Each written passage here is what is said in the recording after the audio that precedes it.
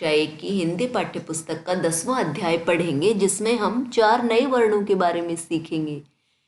ये वर्ण हैं श, ठ, ड, ढ।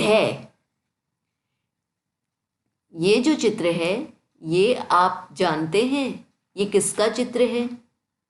ये एक सब्जी है और इसका नाम शलगम है।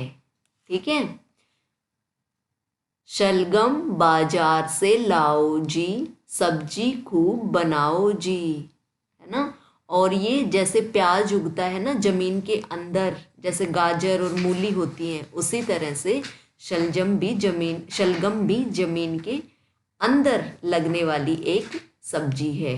ठीक है, इसकी बनावट भी प्याज जैसी होती है और स्वाद हल्का कसैला होता है।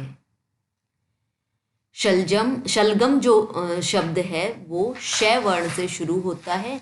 श वर्ण से शुरू होने वाले कुछ और नए शब्द आप बनाओगे। इसके बाद ये जो चित्र देख रहे हो आप, इसमें एक व्यक्ति बर्तन बनाने का काम कर रहा है और जो बर्तन बनाता है उसे ठठेरा कहते हैं। ठीक है, ठठेरा वर्ण ठ वर्ण से शुरू होता है और ठ वर्ण को इस तरह से लिखा जाता है। ठठेरा ठक ठक करता जाए, सुंदर सुंदर बर्तन बनाए। ठक ठक, जब वो बर्तनों को आकार देता है तो आवाज आती है ना, हथौड़े से उनको आकार दे रहा है। तो ठक ठक, ठठेरा ठक ठक करता जाए कि ठक ठक की वो आवाज करता है और सुंदर बर्तन बनाता जाता है। अब आप ठ वर्ण से शुरू होने वाले कुछ नए शब्द बनाओगे और उन्हें अपनी नोटबुक में लिखोगे। उसके बाद ये जो चित्र है ये डमरू का चित्र है ना। जब ये खिलौना भी होता है और आपने देखा होगा कि जो शिव जी जो भगवान हैं उनका अगर आपने चित्र देखा हो तो वो हाथ में डमरू लिए हुए होते हैं, है ना। और डमरू जो शब्द है वो ड वर्ण से शुरू होता है। डम डम डम डम डमरू बाजे, उमड़ घुमड़ कर बादल गाजे, है ना। मतलब डमरू जो है वो डम डम बजता है। जब इसको ऐसे ऐसे हिलाया जाता है तो ये जो इसकी जो होता है ना, ये धागे के ऊपर जो ये हल्का सा ये बटन टाइप कुछ लगा होता है, ये यहाँ लगता है और ये इधर, तो इनसे आवाज़ होती है ना। डम डम की आवाज़ आती है। डमरू ऐसे काम करता है। तो डम डम डमरू बजता है और उमड़ घुमड़ कर बादल आते हैं। ठीक है, अब आप ड वर्ण से शुरू होने वाले कुछ और शब्द बनाओगे, नए शब्द। इसके बाद ये जो चित्र है ये ढपली का चित्र है और ढपली भी डमरू की तरह ही बजाया जाने वाला एक वाद्य यंत्र है ना। ढपली जो शब्द है वो ढ से शुरू होता है और इस पर हाथ की थाप देकर इसे बजाया जाता है। हाथ से इस पर थाप दी जाती है और फिर इसे बजाया जाता है ढपली को। ढपली देखो कितनी सुंदर, गोल घेरा है इसके अंदर। ये जो ढपली है ये देखो कितनी सुंदर है और इसके अंदर एक गोल घेरा भी है। ठीक है, अब आप ढ वर्ण से शुरू होने वाले कुछ नए शब्द नोटबुक में लिखोगे। उसके बाद है पहचान कराएं। ये जो शब्द लिखे हुए हैं इनकी आपको पहचान करानी है। ये क्या है? ट, ये मैं, ये ट, ये मैं, ये बड़ा ऊ और ये पै, ये रे। इसी तरह से ये छोटी ई, ध, रे, ये बड़ा फू, ले। ठीक है, इसके बाद है सुने और बोले। मैं बोलूँगी, आप सुनोगे पहले और फिर बोलोगे। शलगम,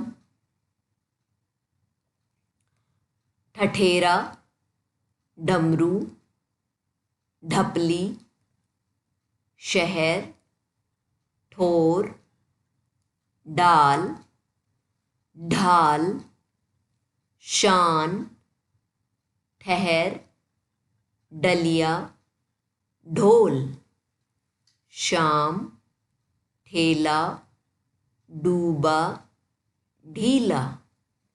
उसके बाद है पढ़ें।